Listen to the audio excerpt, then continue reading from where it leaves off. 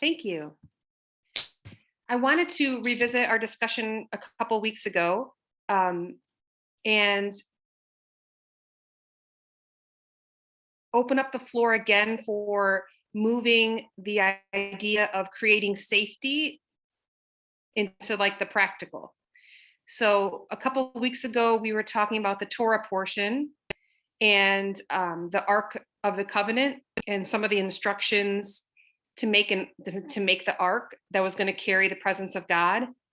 And we talked about different arks throughout Scripture: Noah's Ark, Moses's basket being a type of ark, the Ark of the Covenant that was going to hold the tablets, Jesus' manger as a possibility of an ark, and then Jesus' actual body as an ark, because as he moved through the world, he created safety.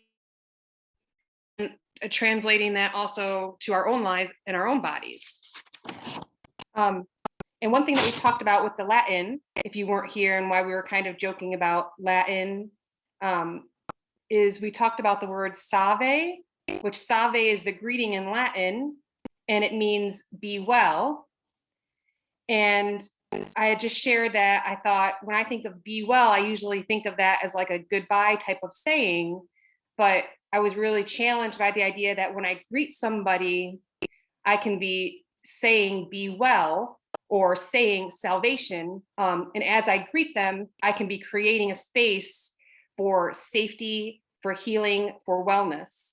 And I put something in the chat that actually related to this, because the idea of, when we say goodbye, where does the word goodbye come from? And it actually comes from God be with you, a Latin aloha. So goodbye got shortened down to be, or God be with you got shortened down basically to be goodbye. And I really thought, and even this is just a slightly different layer that I don't think I brought out a couple of weeks ago, but I love that contrast of like greeting somebody, or somebody comes into my bubble, or somebody comes into my sphere of influence. And the idea of in that moment of saying something along the lines of be well, like you're in my presence now.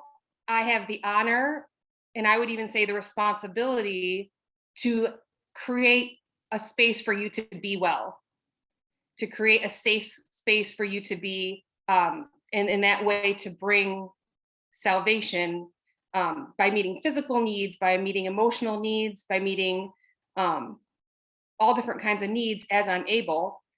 And that when you leave my presence and I say goodbye, I'm saying God be with you, because I'm hoping that as you go out into the world, God will be with you, because I can't be with you. I can't be creating.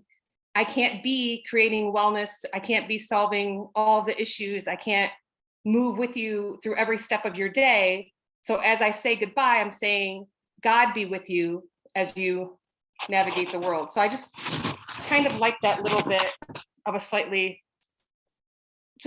further reflection on the be well and the God be with you as we say goodbye. So the idea that whenever I welcome somebody or greet somebody, I can be welcoming them into a place of safety and salvation, and even possibly healing. It could be like literally like protection from the elements if I'm welcoming somebody to my home, or it could just be companionship or care or listening, all different kinds of ways that we can bring that safety.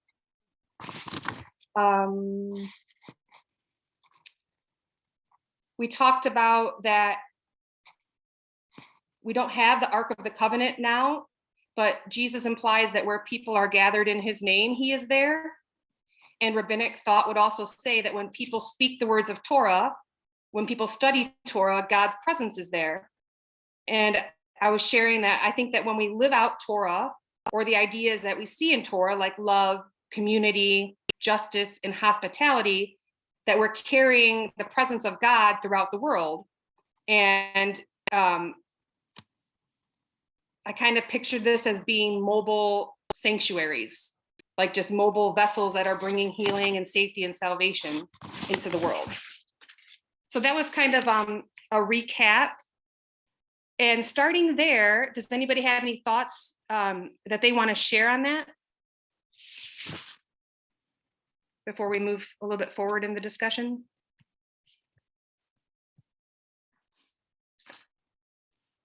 Take a minute to think, because I got to get my chat window to be correct so I can see the bottom.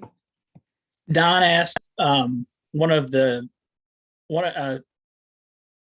I think yesterday or day before, what do you do for your neighbor? And I said, and I felt weird saying it because I'm available and everybody knows I'm available. And I think that's a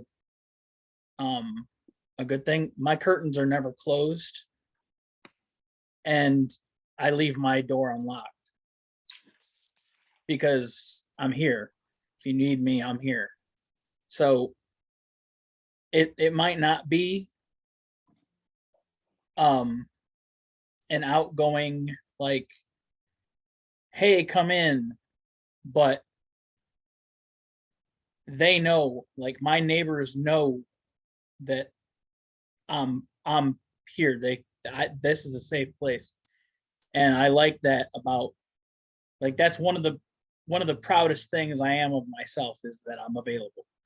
I'm going to try to be more than that, but that providing like some kind of hospitality or safety is something I'm really proud of. And I think that goes into what you were saying about the stuff. Hopefully, Yeah. I gave you enough time to get your page up. I just couldn't figure out how to see the most recent. It got caught up in the praises and had to change the window size. But thank you, Craig. That's an excellent example.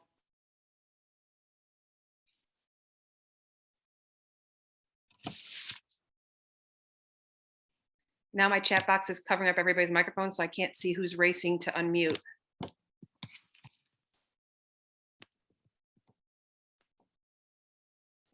Anybody else have anything they want to share?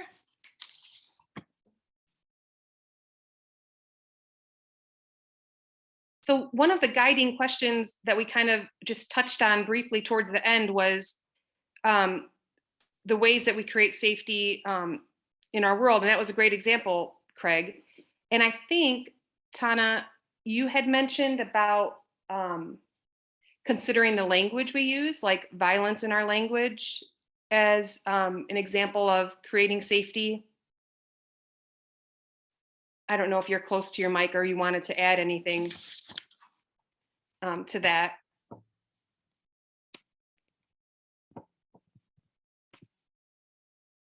Probably, but you don't want to add. Yeah, I think that was, I've heard like in some of the podcasts and some of the things I've been listening and reading of this idea of considering how our language can actually carries a lot of violence to it in just simple phrases that I use just off the cuff and without even thinking twice about the implication. So I want to spend a few minutes here in case this is a new idea for anybody about thinking about this language. And so basically examples or things that would fit this would be phrases that we use that kind of just suggest violence or suggest war or kind of have their history in that. For example, like we might say, I'm going to pull the trigger on this, and we could just be talking about like a project or that we're just going to start. And yeah, so could anybody think of some more examples that you see this happening?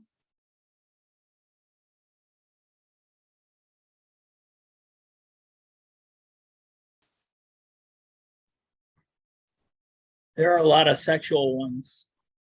Mm-hmm.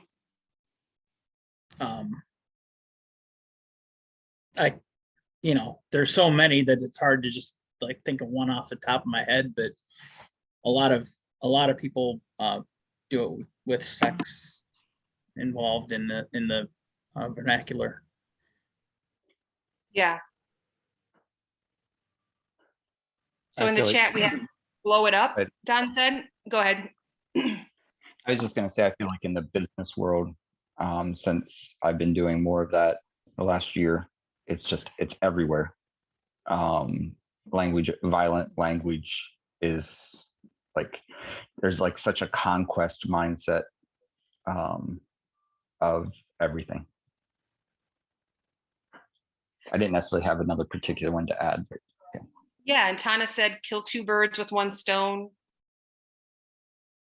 We might say that we're under the gun to get something done. Craig said somebody called me a Swiss Army knife a couple days ago. Tom said the gloves are off. Tana said something to shoot for.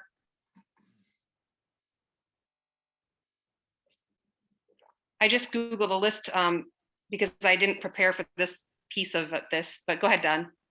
even end of my rope Yeah, is self-harm language, and Amanda killing it. I think even more than just like idiomatic phrases, I think the way we talk about things borrows a lot from this idea, like military and warlike imagery, and so, everything from, the war on drugs, the war on terror, the war on this or that, but also like when we use the language of sides, it's usually not, it quickly morphs from sides of a debate where people are actually discussing something to incorporating a lot of, language of violence and, just, various things associated with, war and closing ranks and, all of these other things. And I think it just kind of permeates our culture and in politics, in sports, especially, like, because there are usually two sides or two teams. If you listen to like a sports cast, so often it's it's borrowing language from that. One of the kind of worst slash darkly funniest Onion articles I was reading was basically recasting, talking about a violent event, but as a sports cast, and as if the reporters were reporting on it like they were reporting a basketball game. And they didn't have to change like any of the words. It just was in a different context, So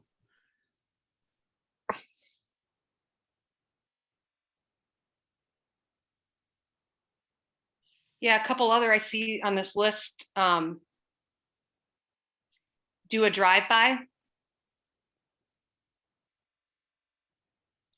Bang for your buck.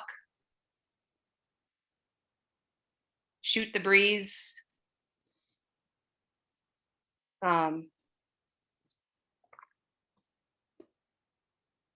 Shoot from the hip. Don said circle the wagons.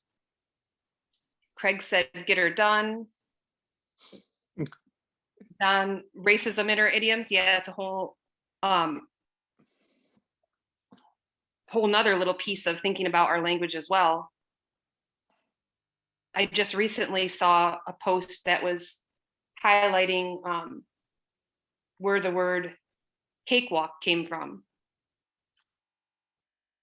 And that would be an example of a racism in an idiom. And Tana said, we also have made a game out of murder mystery parties, games about solving murders. Ah, yes, the peanut gallery. So when we think about our language, do we think, does this matter? Like, is this a worthwhile conversation? Is this worthwhile to be aware of? Habits we might be in? What are your thoughts on this?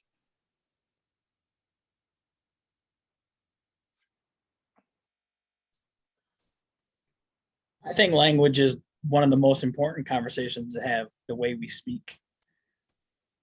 And whether it's genuine or disingenuous, Tana, in her infinite wisdom, has a degree in stuff like that. But like, I think that'd be a great conversation to have, whether it's, you know, part of what you're going for this week, or another conversation. The way we speak to each other informs the way we treat each other. So yeah, I mean, this should be something we do regularly, not just like a one-off on a Sunday. Yeah. Think about what you're actually saying and what it means. I think there's Yeah. also an amount of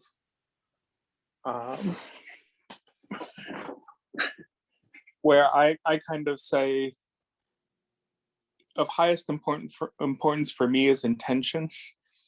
And therefore, if someone is using a phrase that has a racist history and has no idea of that, like, you know, their intention was to convey a conventional meaning that phrase has come to, Mhm. you know, be. So like you said, a cakewalk, you know, I mean, you'd have to know a history behind that to say, you know, to have a kind of a moral, you know, judgment about someone using that phrase. And if they have no idea, you know, I'm not going to hold, you know, that against them. Um, and so I feel like sometimes um like I would rather deal with my intentions first. Like there's plenty there where I can avoid using phrases, when I can avoid using words and language that I know is hurtful or degrading or belittling, and I'm using it to hurt, degrade, or belittle, you know. Yeah. You know, and so, and I think there's kind of, for me, there's a certain amount of, um, you know, if someone uses a term that I recently found out had a racist origin, but is not used that way today, you know, like it seems to me like I can't consider myself better for knowing. I mean, for not using that just because I know, when they're using it for a completely different thing. And so, you know, finding ways of saying, you know, hey, you know, I don't, um, I don't, I don't use that term anymore, but because I recently found out that it has a racist origin, and I don't know who knows those origins, and so when I'm using it, I don't know who might be, um, you know, who I might be offending or degrading by using that.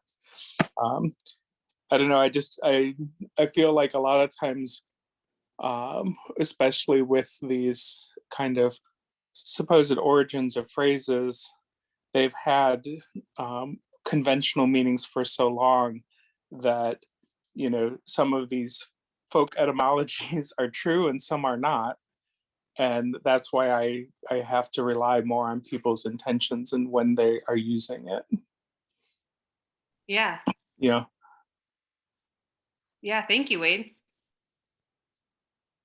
Was there more? nope. Okay. Don?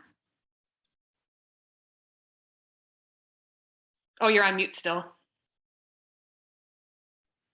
I lowered my hand.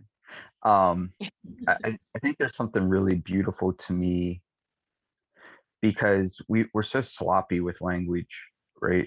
And we're careless with it. And to like, I feel like it's like a frontier, and again, maybe frontier has violent implications too, but it's a place in which people are very resistant to change. Whether it's, you know, stop swearing, whether it's, you know, pronouns, whether it's origins of phrases, um, or just words that harm someone else. I feel like there's such a strange insistence. It's like a weird scarcity mentality with words when English has no scarcity of words.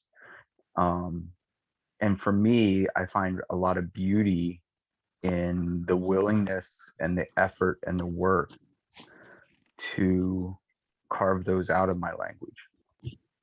To, you know, when I think about any spiritual disciplines within Christianity, Judaism, just really any religion, spiritual disciplines are never easy. They're not simple. They're hard work. They're efforts. They're what cause you to pause and have to deal with whatever it is that you're thinking through. And for me, I think that the church would do well to have the idea of language, shifting of our language to outdo one another and showing honor, as Paul might say, being a new spiritual discipline in a world where people around us who have been harmed by words or phrases, terms that I don't get paid per word. Certain words don't earn me extra value in the world. And so the ability to just eliminate those, you know, early on in our marriage, Tana shared with me that the word stupid was used towards her in harmful ways. And I don't think I say the word stupid anymore, except for in situations like this.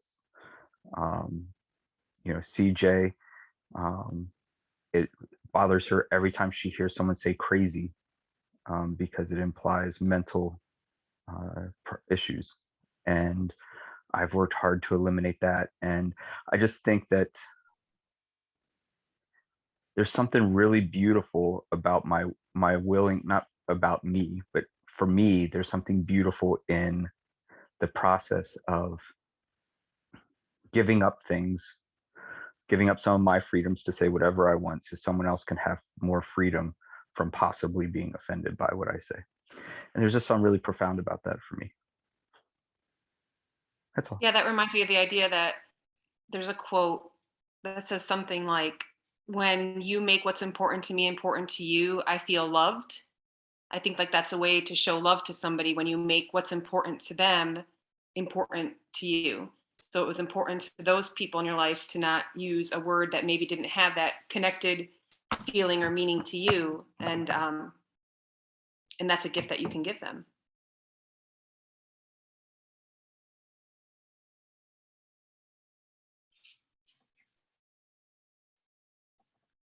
So I wanted to share some ideas around, oh,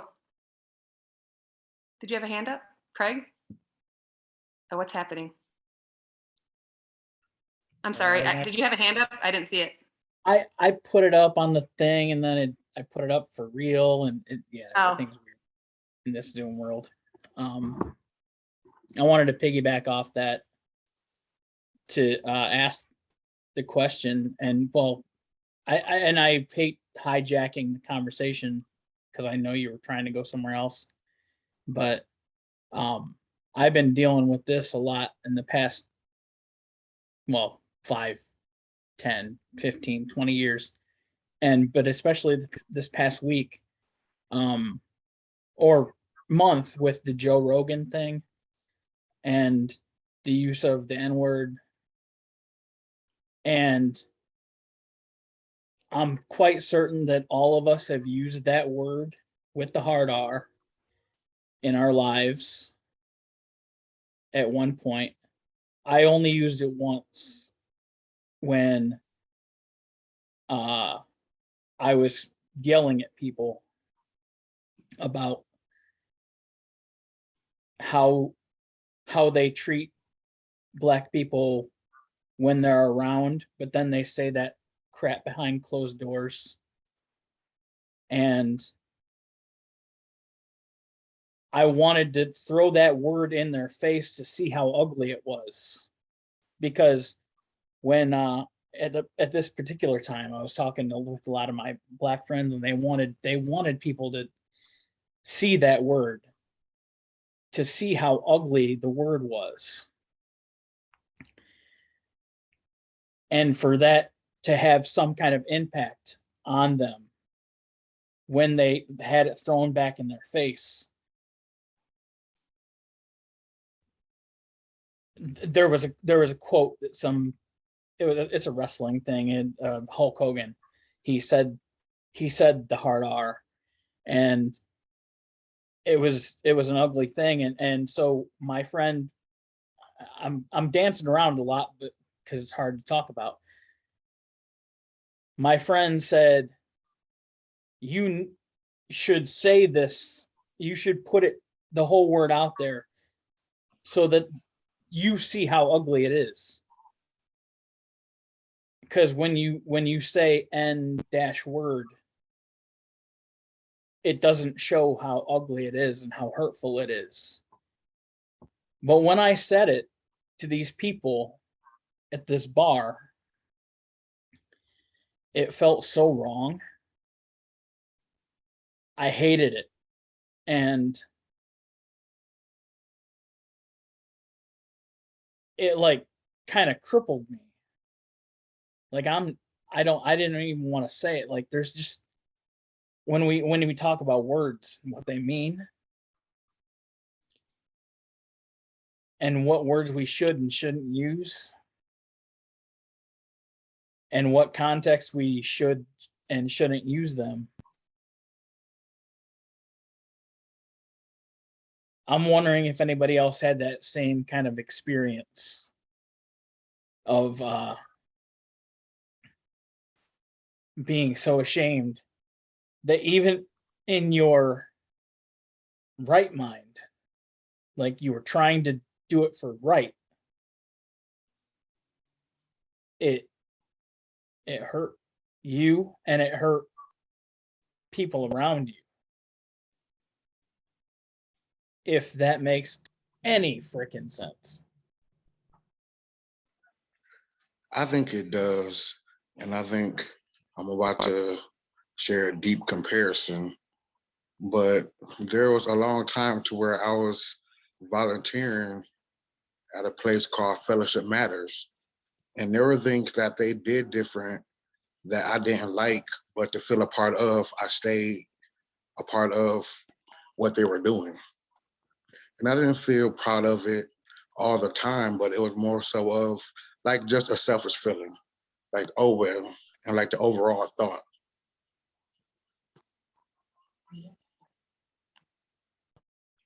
Are you saying, Darnell, that there were things that bothered you that you just kind of put aside and didn't speak up about for the greater good of just participating in something you believed in? Yes. Okay. Yeah, thank you, Darnell. Thank you, Craig.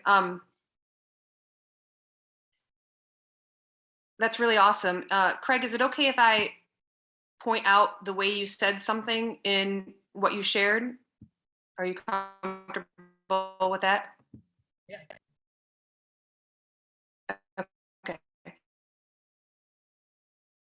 Growing in communication, it's helpful to have people in your life that you feel safe with, to point out things that they hear, because you may not realize that was what you were doing. But when you said, I'm pretty sure everybody has used this word, I think that that's a big assumption. And I think it's when we're sharing our experiences, it's best to keep it in the I, like to speak of just our experiences and not speak of other people's experiences. So even if you just left that part out, what you shared was very moving and very powerful.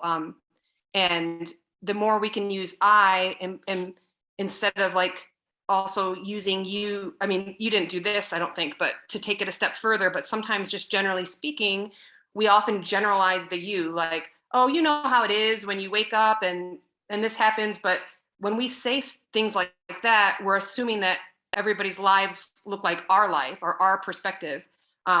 So that was just a moment, Craig, that I thought I could point out that you had said, and I'm sure it was just your thought process and the way it came out.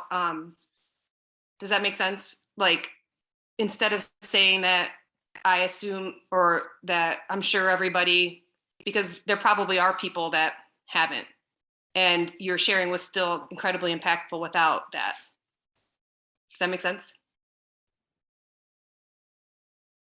Yeah.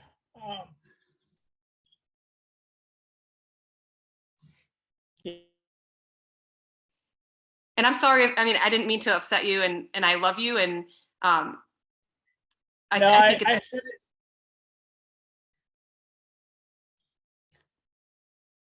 And I wrote it in the chat. I was hoping that I wasn't alone. yeah, yeah, yeah, absolutely.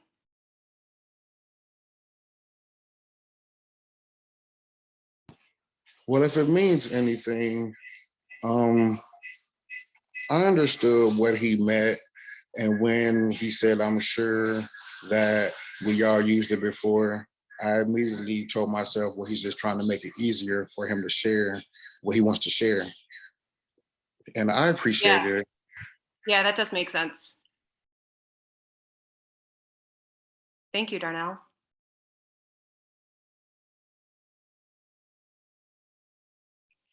So I think, one of the ideas of speaking to consider is to speak for ourselves, to speak on our own behalf, because we're really only experts on ourselves. But another aspect of speaking is very simply the idea of being respectful. And what that might look like, to kind of spell it out, is taking the feelings of other people into consideration. In some ways that we might do this, and I can open the floor for other ideas of how we can just be respectful in our speech, but not interrupting, not finishing other people's sentences, thinking about our tone of voice, thinking about our facial expressions, thinking about our body language. I mean, sometimes just a little bit of a change can take something from disrespectful to respectful. Tana?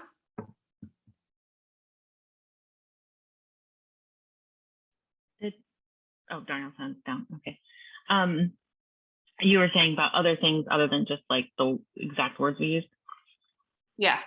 Another thing is, I'm trying to figure out how to express this.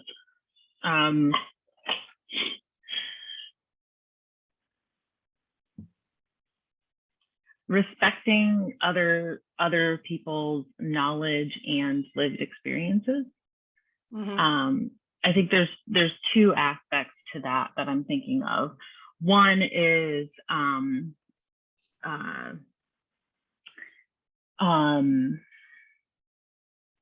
not dismissing people's personal experiences with different things. Like, for example, with the idiom low-hanging fruit, there is some debate as to what the actual genesis of that phrase is. But I have spoken with people of color who have said if they hear somebody use that phrase, low-hanging fruit, they think of lynching. And so, and I'm not sure, I haven't looked up the actual origin of that phrase, but even if it didn't originate with racism, like that's how they're receiving it and hearing it. And so that was important feedback to me, like, oh, okay, well then maybe that's a phrase I shouldn't use. I can, you know, I can substitute something else, right? And so I think that's something we do to a lot of oppressed populations is we go, oh, well, I'm sorry you received it that way, but that's not, you know, it doesn't really matter. Like, it's not what we were trying to do or whatever. And then the second thing is, I had an experience one time, like, you know, there's a lot of intelligent people who go to this church. And I also, you know, I know lots of other people with advanced degrees and just lots of knowledge and extensive reading and all that stuff. And there was a subject that I actually had a lot of training in. And I was talking with two people who are like super smart people. And they said they had learned something. And I was like, oh, no, it was actually this. I know this. I've studied this. Like, you know, like, no, it was actually this. And they're like, no, you know, we learned that blah, blah, blah. And I'm like, but I'm the person who actually has the knowledge. Like, you know what I mean? Like, I'm like, I'm the person who actually has that knowledge and training in this room, but you're dismissing me right now. And like, that was really hurtful to me. Like, okay, I know you're smart, but in this case, I'm right. You know? So that was difficult. So anyway, so those are just two things I was thinking of that we sometimes do in conversation is just, you know, dismiss the knowledge and experience of others. Yeah, and it seems to me like in that last example, Tana, like the idea of turning to wonder, like if at least the people had turned to wonder to say, oh, well, that's not what I found out. Like, I wonder why there's differences here, as opposed to just saying no. Like, I mean, I like that phrase, turn to wonder, to like turning to curiosity instead of being dismissive, that maybe you wouldn't have been as hurt. Like if they weren't at the place to just like totally admit that maybe you're right, at least to be curious about the difference, you know? I think Craig had his hand up and then Darnell. Craig, did you want to say something? No, I said all I've needed to say. Okay. Darnell? Yeah, I wanted to share that if you are alone on what you shared, you're human. I mean, once you know better, you do better. I mean, you can be raised a certain type of way and experience something and find out what you knew was wrong. And when Yeah. it comes to certain things, like, 'cause I don't know if I confused some of what Tana just said. I heard what she said, but it's like when I was doing my IOP classes or whatnot, and when I found out the teacher that I was teaching, she wasn't a former addict, I'm like, well, why is she teaching? They said, well, because she took a class and she knows about it. I said, no, experience is the best teacher.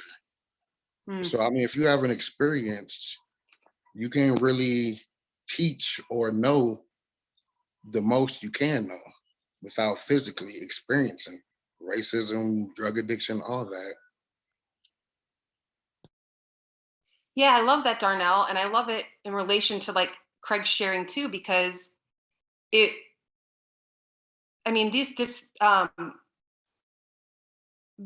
discussions like might be a safe place to talk about these ideas, but until you actually like live it out in your life and try it out in your life and go for it and go for those shifts and get that experience, these things will eventually start to sink in and start to like create change. And Craig said, I said it to expose their racism, but using the actual word felt wrong, even though my Black friend said I should. Yeah. I think too, you know, what I heard and what you shared, Craig, was it's one thing to be told like, oh, you shouldn't say this, or this is, this is wrong, this is disrespectful. And then you don't. But then, what I heard, Craig, is that when you actually use that, even in a way that was, in calling out racism, using the word,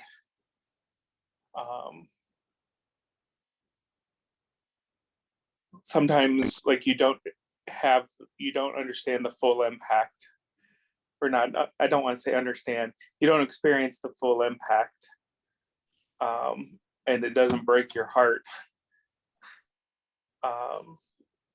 There's a lot of words that I was taught not to use, and some of them I used and then learned from.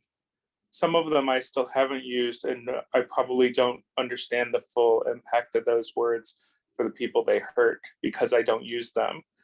Not that that's going to make me use them, but I also think that, our experiences, Tana was talking about experience, and so I think there's respecting people's lived experiences as well as their education and their areas of expertise. And, a lot of times, I see other LGBT people in the church call out the church. And I've done this myself because it's assumed that that we haven't thought about, or we haven't read the Bible, or we haven't studied, God's thoughts about our sexuality, and so like, kind of denying that, I think, is using words to disrespect folks. I also thought of an example where it was one of those things where I don't think the intention was to hear it in a hurtful way, but once I point out that it's hurtful to me, when they do it again, then that's when it becomes that disrespect, So, like I was talking earlier about, like, oh, I look for people's intention, and if they don't know, or they didn't intend it that way, but like, once I point it out to them and they continue to use that around me, or in my presence, then so I had a former pastor who, when he was talking about Jacob, would talk about him, Jacob and Esau. He'd talk about Jacob as being a pansy, or a mama's boy. And, so after service, I told that pastor, I said, pansy is used as a slur for gay people. And so I'd appreciate it if you didn't use that. Plus, I don't think it actually conveyed, like I said, it's probably a generational thing, even though the use of that as a slur for gay people was more of his generation than it was of mine, but I just kind of said, I know you didn't intend to use it that way, because he was using it. It was clear that that was not what he wasn't saying anything about Jacob's sexuality, but it was clearly kind of an insult, And so I told him that. And then the next time, in that church, they were preaching about Jacob and Esau, he used the term again, and that's just when, it's like, the first time it's unintentional, but I've told you how I'm going to receive this, and if you then use it again, that just tells me that you don't, you know, that you don't respect my feelings about this enough to look for a better way of saying that or a different way of saying that. And so I think kind of from the other side, having a growth mindset and saying, yeah, I don't know what's going to offend, but once I do, you know, being able to apologize without being defensive, and say, I'm going to try to do better, and then accept both responsibility and, you know, a little bit of accountability, you know. I think Don mentioned earlier, like people's pronouns. And I know that's difficult for folks. We live in a culture that has, that is very gendered, that says these are proper gender roles, these are proper gender terms. And so if you don't fit in those, or you have a mix of things that would put you in one gender or another, we're going to throw people into boxes, and so, it's kind of like I give a lot of people a pass on gender things the first time. But what I expect the second time is kind of an acknowledgement that they're trying, and if I call someone out on it, I'll try to do it gently. But it's just kind of calling myself and others to respect, to respect people's personhood. So. Yeah, thank you, Wade. I'm sorry that happened to you. I would say it's kind of par for the course in the Christian church. So. It's a shame. I think the story that Wade just shared, which unfortunately didn't end up with a good result of the person not using the language again, is really important to think of in terms of communities like ours, or other situations when you're with like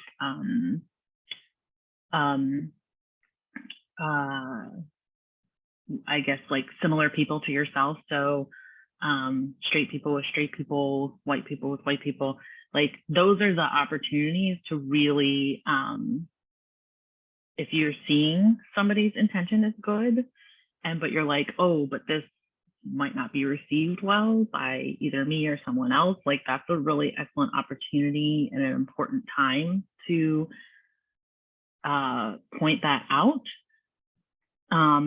because that might not be, other people might not feel that same way. For example, when we were doing racial equity work at EJUSA, most of the people of color on staff were like, yeah, intention doesn't matter if you're causing harm. They were just like not having any of that. And I think that's important to know, like, even if you do have good intentions, you can still cause harm. And so I think it's even like that much more important than to help each other so that we don't go out and then harm others. If that's making sense. Yeah. Thank you, Tana.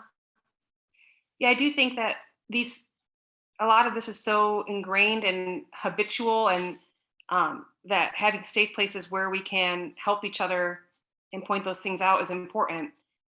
But I had like 4 categories about speaking that I wanted to talk about today.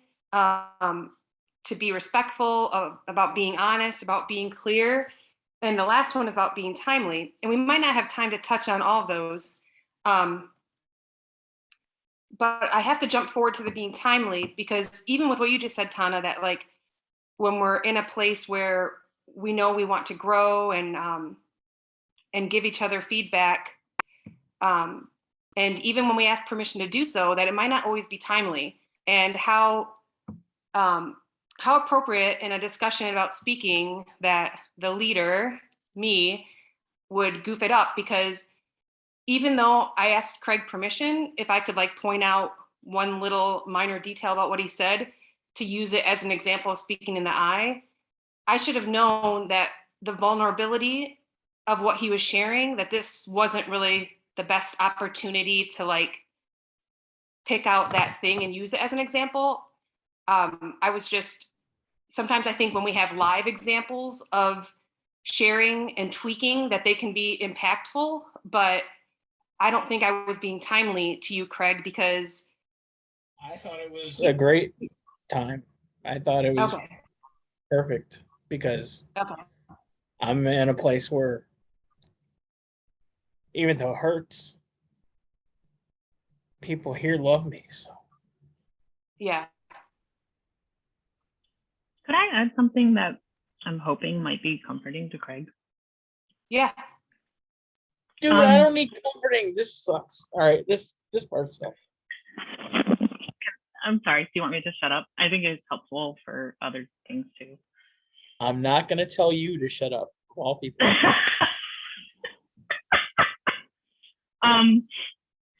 I was just gonna say that when Sarah turned the conversation from the words we say to other things we do in conversation, I think that was a really important thing to point out, because I think it's way too easy to point to specific words and be like, well, I don't use those words, therefore I can't be racist or sexist or homophobic or whatever. But there's all kinds of other things we do in conversation and then just in life that can still, cause all kinds of harm. So even if every single person on this call has never, ever, ever used the N-word, I am sure that many of us, I don't want to say all, since what Sarah said earlier, I am sure that many of us have said and done things that that were racist. And so it's not like, anybody sitting here who's like, oh, I've never ever used the N-word, pat myself on the back. Like, it doesn't mean like you've never done anything racist and you're perfect. You know what I'm saying?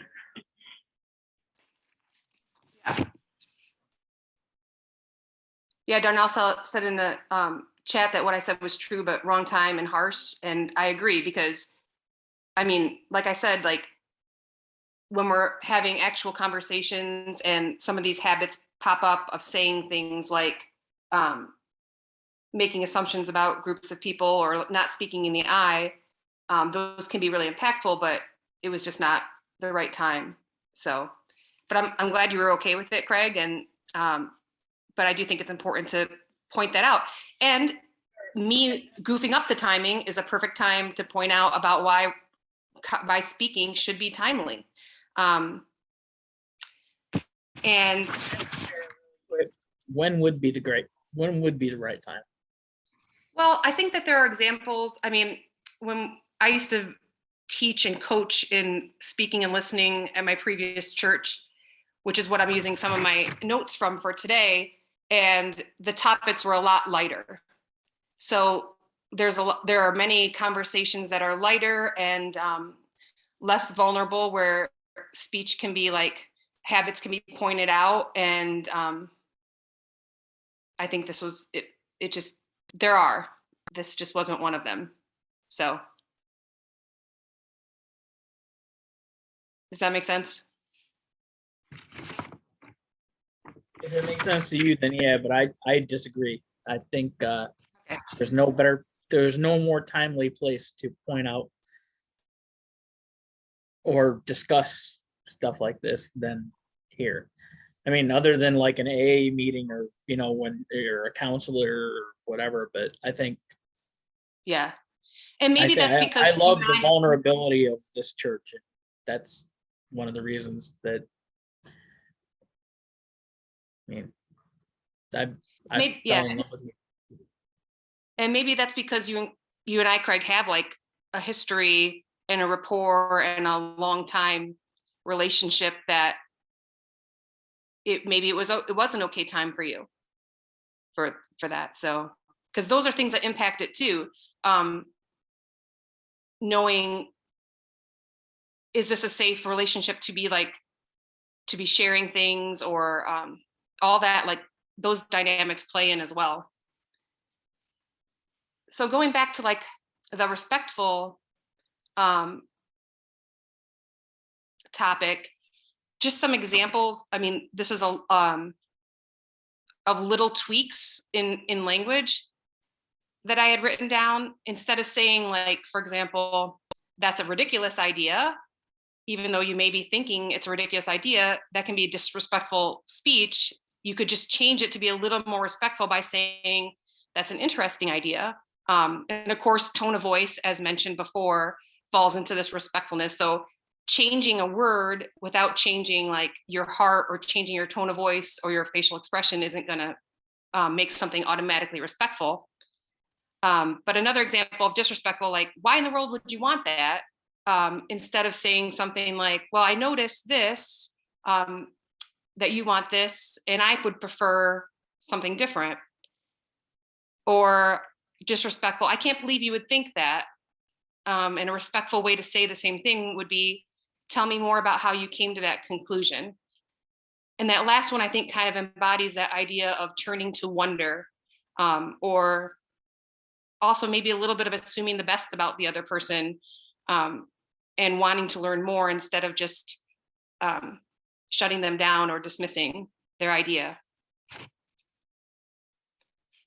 So the second like subcategory of speaking is the idea of being honest.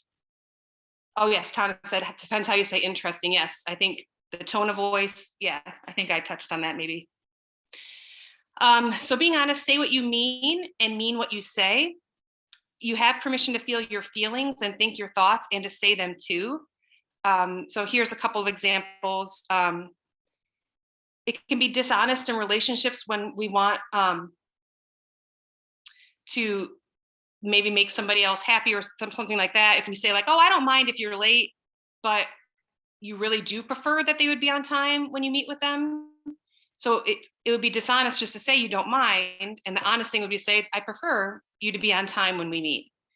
Or if your partner says something like, let's hang out with our friends tonight, and you say, okay, but you really would prefer not to. Or you would prefer to spend time alone, to just actually say that. I would really prefer to spend time alone with you. And Tana said, I have to say, sometimes I hate having a PhD in rhetoric because it feels like I should be way better at communicating than I am. I'm good at analyzing, and when not stressed or if I have time, I can communicate well, but sometimes I make mistakes. And then she said, clear as kind, which actually leads right into my next one. But Tana, are you gonna say something? Well, I was going to say clear as kind. I was saying in response to one of the things you said about, you want to go out, that kind of thing. But I don't know if anybody has a similar experience, but I know for me, one of the things that gets in the way of me communicating well is my childhood, and which has led to a fear of people rejecting me or leaving me or hating me or something if I establish boundaries or express my own opinion. Because growing up, my dad had a huge temper and yelled at us a lot. And most of my life was spent walking on eggshells and trying to figure out how to say or do things that wouldn't set him off. And that led to me basically becoming, I'm trying to think of the right word. I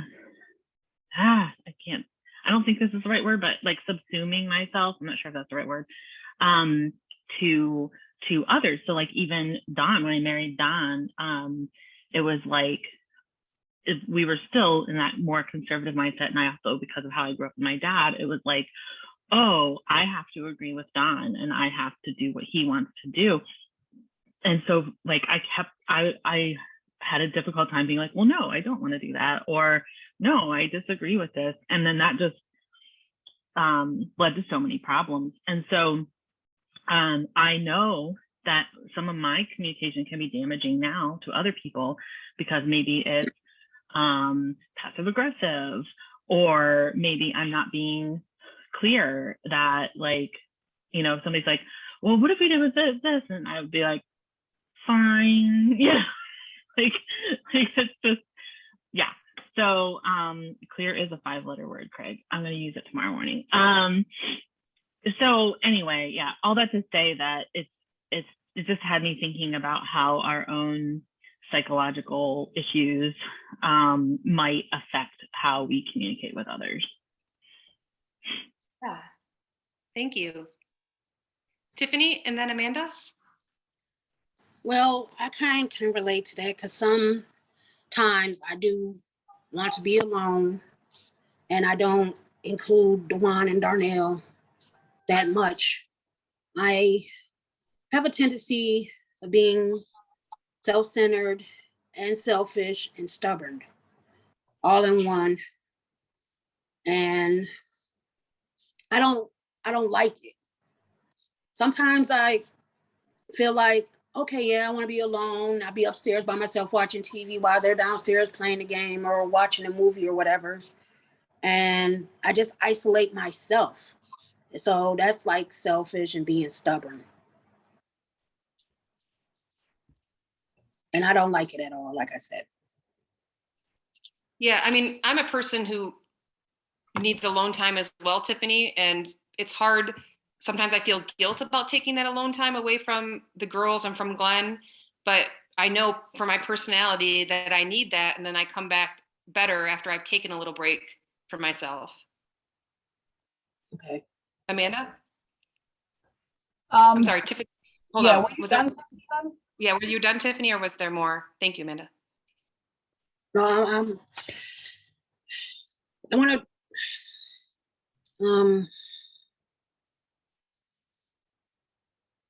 I'm trying to get out of that selfishness and being stubborn and self-centered and stop always trying to play the victim in certain situations. And Yeah. because my emotions do run wild with my mental health, with my anxiety and my PTSD and everything like that. So I just need to take more responsibility for my actions and be a better wife to Darnell and be a better mother to Dewan. So Dewan is 16 years old. Dewan will be 18 in 2 years. And I remember all the times that me and him had fun times together. And now it's just, feel like I'm distant. Mm-hmm. And I need to get back more involved in his life and be a better wife to Darnell, because I can be aggressive, verbally abusive, and he doesn't mean any harm, but I be taken in the wrong way. And I get violent and I get mad. And that's why I'm taking this batterers class to see if I can channel my anger and be better, be a better wife and be a better mother to my son, and just take heed of everything that people say, because I know what I'm doing is wrong.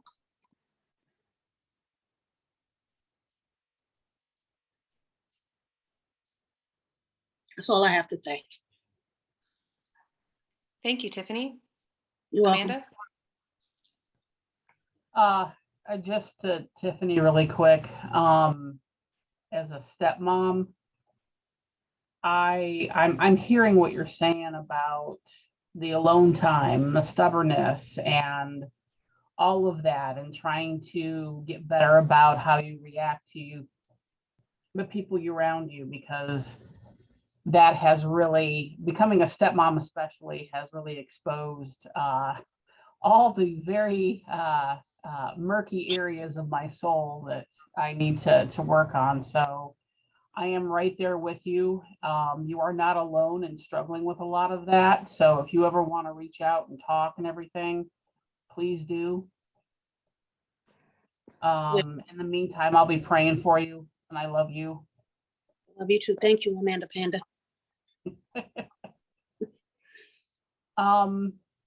I just wanted to follow up on what Tana said.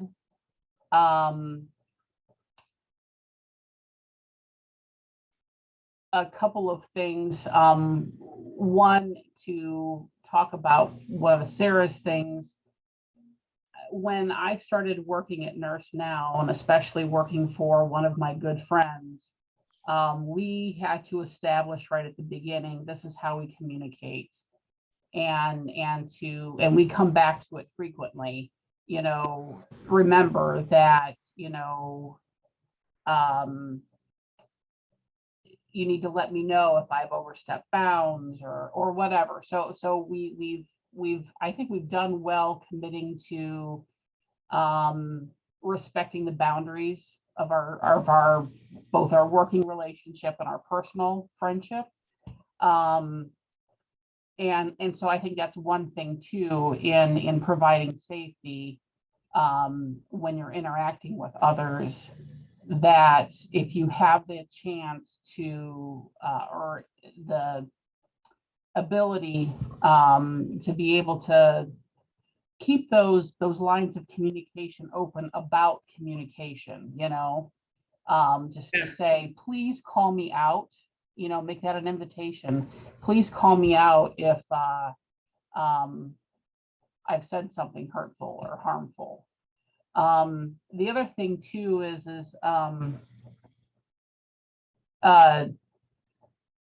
about 2 weeks ago,